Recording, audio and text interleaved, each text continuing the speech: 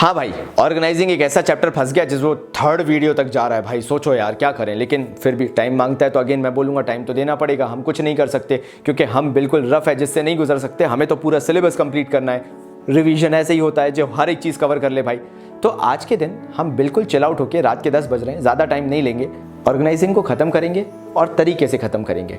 तो चलिए शुरू करते हैं बिना किसी देरी के हमारी लास्ट क्लास ऑर्गेनाइजिंग की।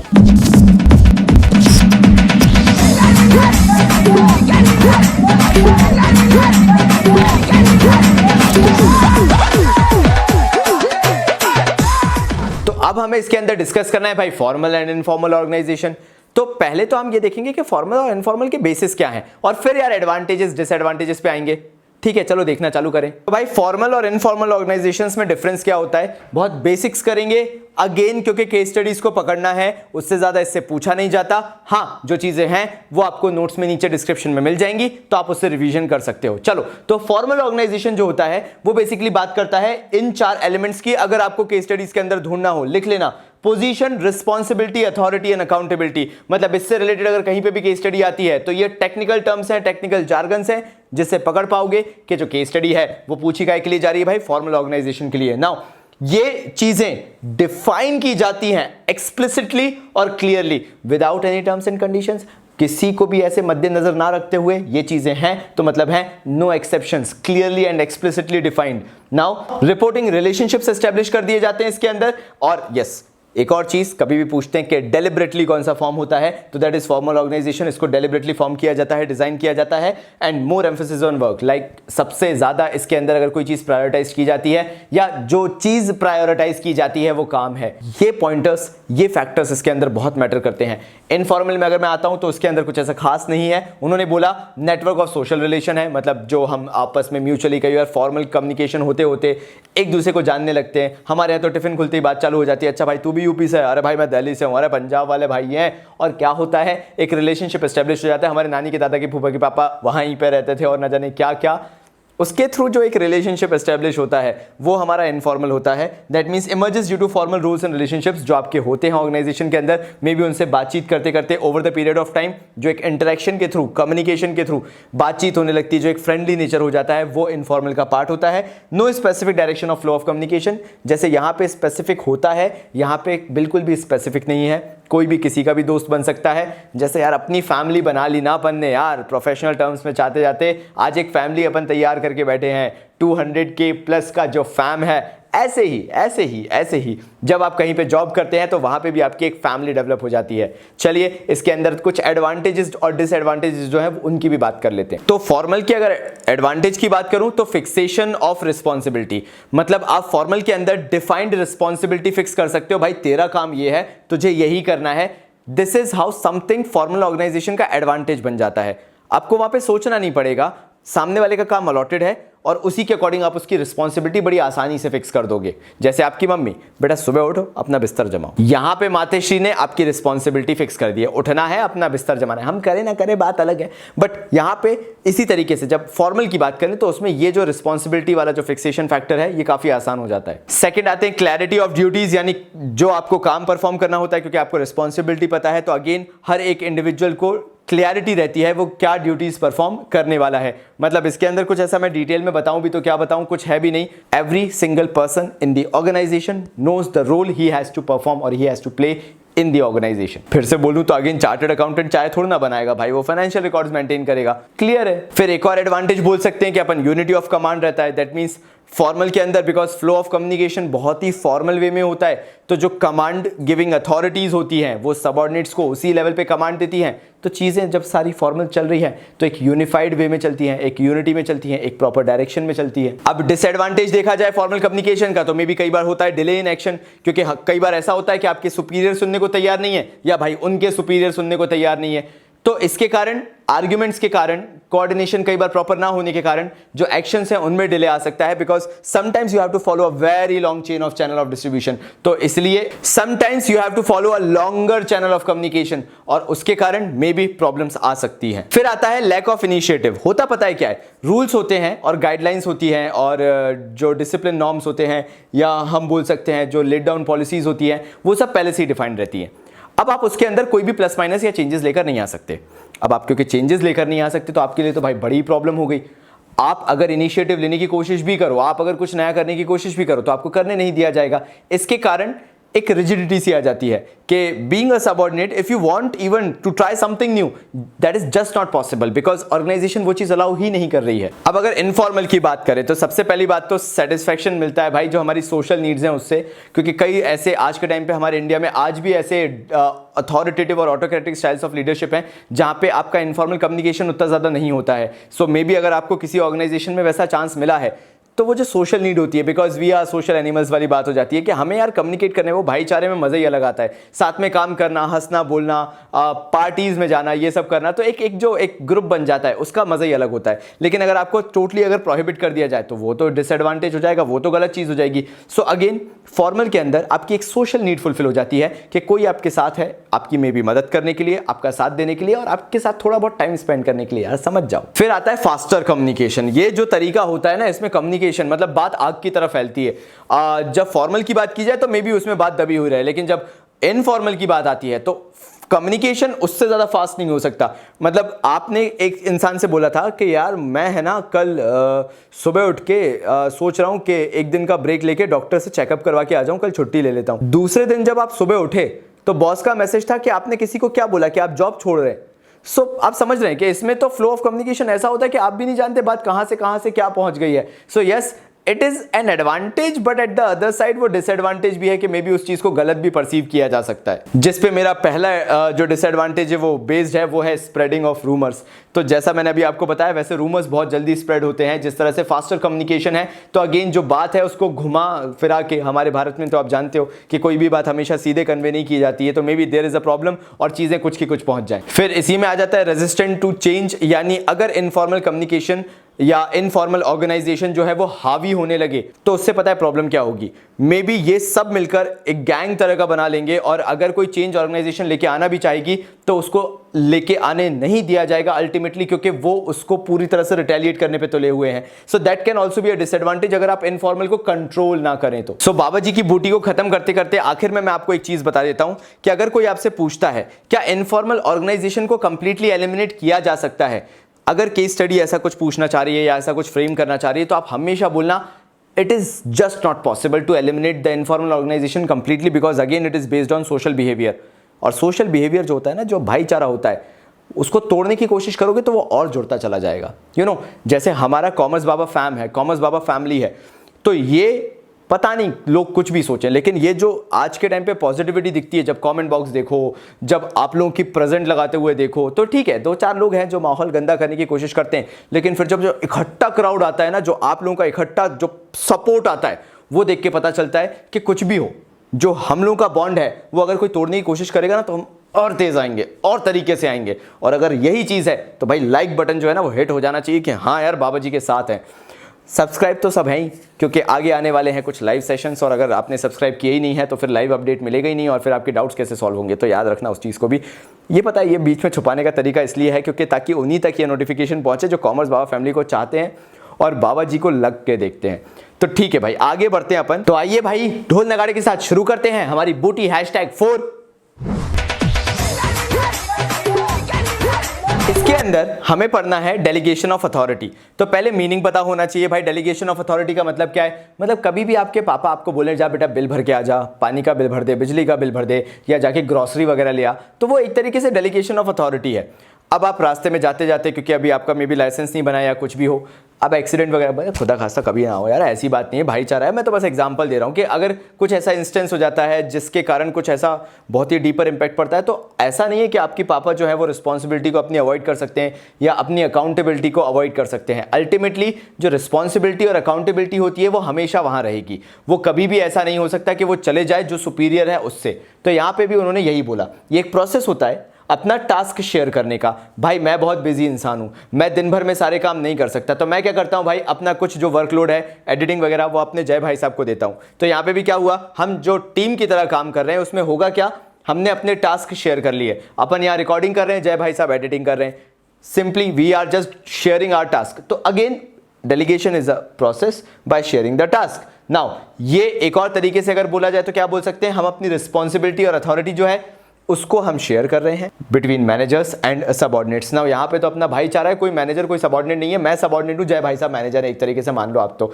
लेकिन हो क्या रहा है यहाँ पे कि यहाँ पर जब ऑफिशियली फॉर्मल में देखा जाता है तो मैनेजर और सबऑर्डिनेट जो है वो अपने बीच जो है अथॉरिटी और रिस्पॉन्सिबिलिटी शेयर कर लेते हैं। मैनेजर होता है बिजी, वो अपने सबऑर्डिनेट को काम पकड़ा देता है। वो कुछ टीचरों को भी आपने देखा होगा अपना काम दे देते हैं कि बेटा जरा ये कर लेना, अटेंडेंस लगा देना, झाड़ू लगा देना, जाले छुटा देना। तो मतलब बात समझ रहे हो आप मेरी, ठीक है। अब एक बात बताते हैं कि जो मैनेजर है वो भले ही अपने सबऑर्डिनेट को काम कर दे, बोले भाई तू कर ले, तू ही कर, अब तू ही करेगा, लेकिन अगर उसका सुपीरियर कभी आता है और आप एज अ सबऑर्डिनेट काम बिगाड़ के बैठे हुए हो तो आप तो अकाउंटेबल रहोगे ही रहोगे, मैनेजर भी अकाउंटेबल रहेगा।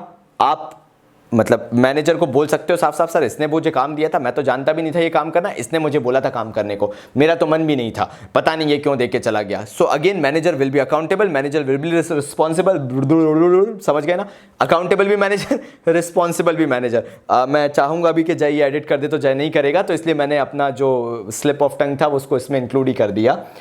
तो अगेन लास्टली क्या हुआ, मैनेजर जो है वो अकाउंटेबल हमेशा रहेगा, वो अपनी रिस्पॉन्सिबिलिटी भी हमेशा रखेगा। हाँ, वो अपना काम जो है वो अपनी अथॉरिटी एक बार सबऑर्डिनेट को डेलीगेट कर सकता है, लेकिन अकाउंटेबिलिटी और रिस्पॉन्सिबिलिटी तो वो शेयर करेगा। अल्टीमेटली मैनेजर भी अकाउंटेबल रहेगा तो सबऑर्डिनेट भी। तो तीन चीजों की बात कर लेते हैं जो होता है हमारी अथॉरिटी, रिस्पॉन्सिबिलिटी और अकाउंटेबिलिटी की। सो अथॉरिटी जो है it can be delegated, responsibility it can not B entirely delegated, मतलब कर सकते हो लेकिन एंटायरली नहीं। अगेन एज अ मैनेजर आप रिस्पॉन्सिबल रहोगे, बट अकाउंटेबिलिटी जो है it can never be delegated. काम मैनेजर का था, रिस्पॉन्सिबल यानी अकाउंटेबल, उस चीज की जिम्मेदारी हमेशा मैनेजर की रहेगी, फिर भले ही वो सबऑर्डिनेट क्यों ना कर रहा हो। अगर सबऑर्डिनेट मैसअप भी कर देगा तो भी मैनेजर ही गालियां सुनेगा, सबऑर्डिनेट नहीं सुनेगा।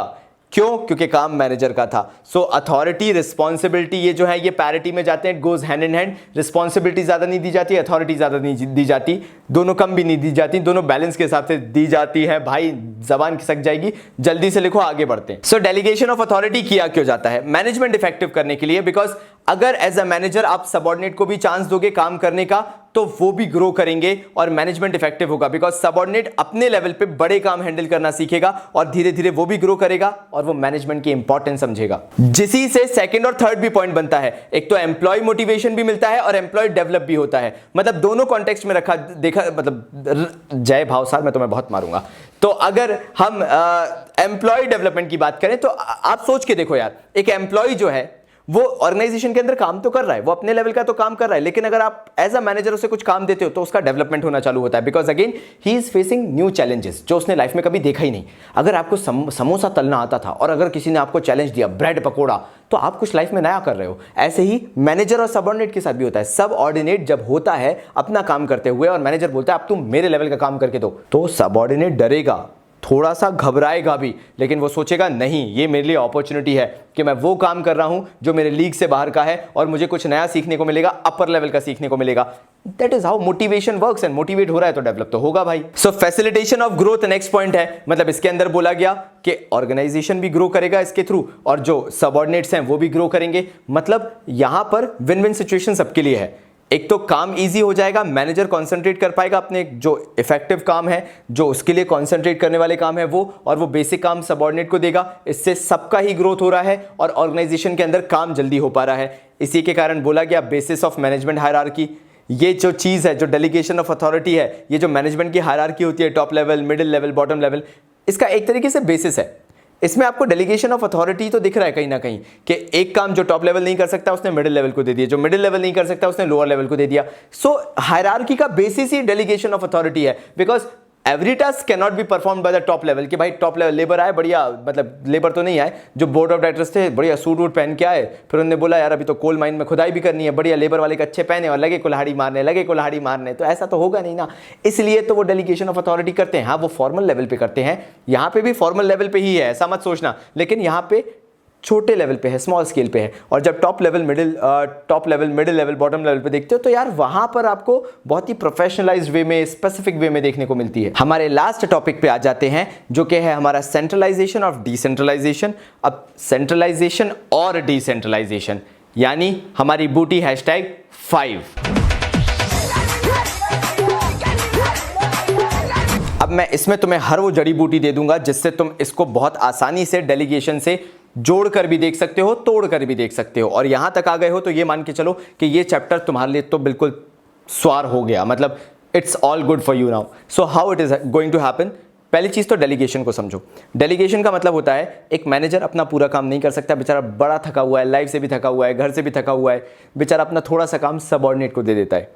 तो डेलीगेशन जो है ये आपको हर जगह देखने को मिलेगा, क्योंकि डेलीगेशन जैसी छोटी सी चीज़ आपको घर पे भी देखने को मिलती है। जब मम्मी हो गई या आपकी अगर छोटी बहन होगी तो आपने देखा होगा, या जो देख रही हैं सिस्टर्स उनको मालूम होगा, भाइयों की बहनें जो देख रही होंगी उनको मालूम होगा कि जो भाई होते हैं वो बहुत ही टॉर्चरिंग होते हैं। दे आर लाइक उतनी दूर से बहन को बुलाएंगे एंड दे लाइक वो ग्लास उठा दे यार वो ग्लास। तो this is delegation of authority कि ये तो हो गई होगा। हर जगह आपको डेलीगेशन ऑफ अथॉरिटी देखने को मिल जाएगा। लेकिन जब बात आती है डिसेंट्रलाइजेशन की, तो डिसेंट्रलाइजेशन एक ऐसा सिनेरियो है जो ऑर्गेनाइजेशंस के अंदर देखने को मिलता है जब ऑर्गेनाइजेशन बहुत बड़े स्केल पे बढ़ने लगती है। सो डिसेंट्रलाइजेशन का मतलब है systematic distribution of authority at all the levels of management. मतलब यहां पर हम formally, professionally, logically relations establish कर रहे हैं। तुम मैनेजर हो, तुम सबऑर्डिनेट हो, तुम उनके सबऑर्डिनेट हो, तुम सीईओ हो, तुम बोर्ड ऑफ डायरेक्टर्स हो। ये डिसेंट्रलाइजेशन का पार्ट है। और डिसेंट्रलाइजेशन के अंदर आपको डेलीगेशन ऑफ अथॉरिटी मिलता है। मतलब पहले आता है डिसेंट्रलाइजेशन और उसका एक पार्ट होता है डेलीगेशन, जो कि किया जा सकता है और होता भी है जनरली। लेकिन डिसेंट्रलाइजेशन को सोचने में बहुत ज्यादा टाइम लगता है, क्योंकि डिसेंट्रलाइजेशन में हम स्पेसिफिक जॉब्स डिजाइन कर देते हैं, डिफाइन कर देते हैं, मैनेजर्स को बिठा देते हैं और अलग अलग पोस्ट क्रिएट कर देते हैं। और ये बड़ी ऑर्गेनाइजेशंस में इसलिए होता है क्योंकि वहां पे काम को इवनली डिस्ट्रीब्यूट करना according to the qualification necessary हो जाता है। और अगर सेंट्रलाइजेशन की बात कर लें तो सेंट्रलाइजेशन का एग्जांपल है पप्पू किराना store.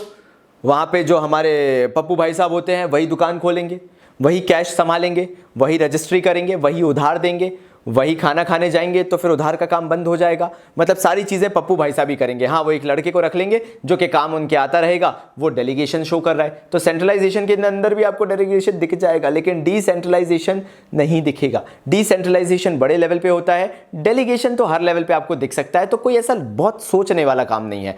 Delegation is everywhere, but decentralisation specifically तब देखने को मिलता है जब आप अपने काम को एक काफी बड़े लेवल पे लेके जाते हो। अब ये भी गलत मत लेना कि सेंट्रलाइजेशन का मतलब सिर्फ यही होता है कि पप्पू किराना स्टोर। सेंट्रलाइजेशन का यह भी मतलब होता है कि जो कंसंट्रेशन ऑफ अथॉरिटी है at the top level of management, that means even for the minute things.